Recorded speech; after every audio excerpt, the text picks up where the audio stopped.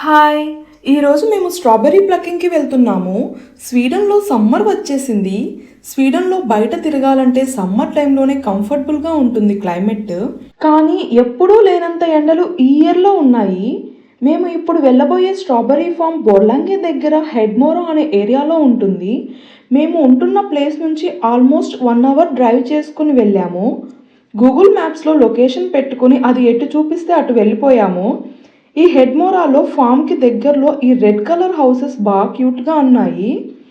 ఈ strawberry farm morning 8 నుంచి evening 6 వరకు ఓపెన్‌లో ఉంటుందంట. మేము స్ట్రాబెర్రీ ఫామ్‌కి రీచ్ అయ్యేసరికి ఆఫ్టర్నూన్ అయింది.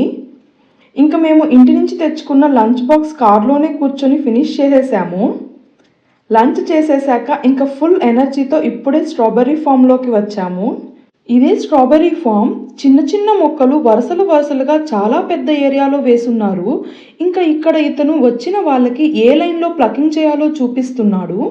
ఎంట్రీ టికెట్ ఏమీ ఉండదు. బుట్ట పట్టుకొని డైరెక్ట్గా ఫామ్లోకి వెళ్ళి నచ్చినన్ని స్ట్రాబెర్రీస్ తినొచ్చు. ఇంకా ఇంటికి తీసుకెళ్ళడానికి ప్లక్ చేసినవి లాస్ట్లో వెయిట్ చూసి బిల్ వేస్తారు.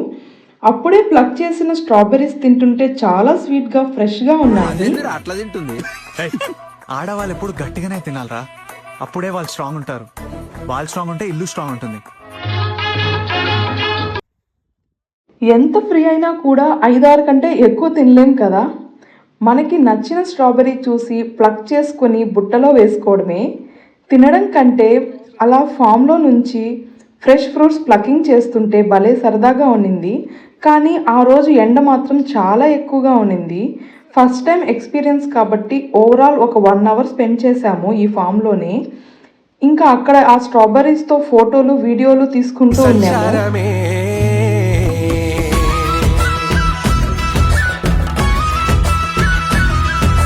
సంచారమే ఎంతో బాగున్నది, దీనంత ఆనందమేమున్నది.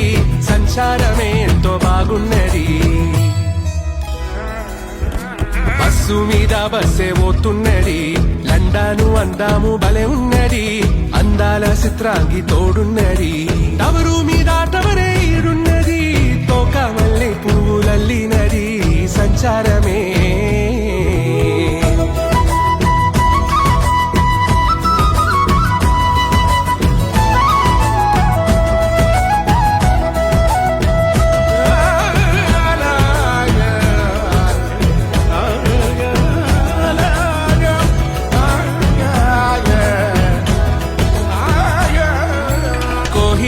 కోట ఈడున్నది, జంటగా మహారాణి తోడున్నది.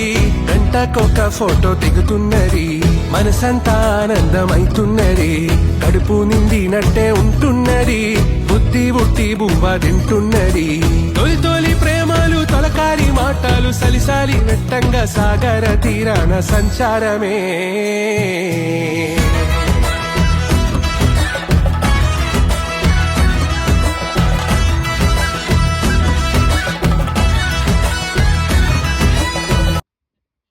ఫైనల్గా ఇంకా మేము ప్లక్ చేసిన స్ట్రాబెర్రీస్ వెయిట్ వేయిస్తే 1 kg వచ్చాయి. కాస్ట్ 90 kronas పడింది.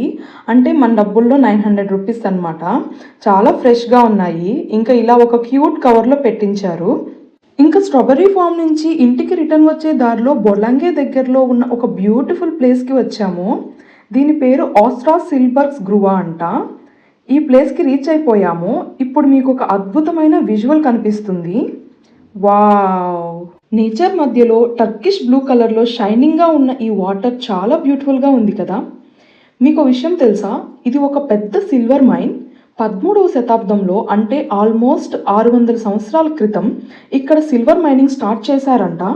తరువాత కాలక్రమంలో ఈ మైన్లో ఇలానే వదిలేయడంతో ఈ గుంటలో వర్షం నీళ్లు చేరి ఈ మైనింగ్ ఏరియాలో ఉండే రకరకాల పడిపోయిన వస్తువులతో కెమికల్ రియాక్షన్ జరిగి ఈ వాటర్ ఇలా బ్లూ గ్రీన్ కలర్లో కనిపిస్తున్నాయి.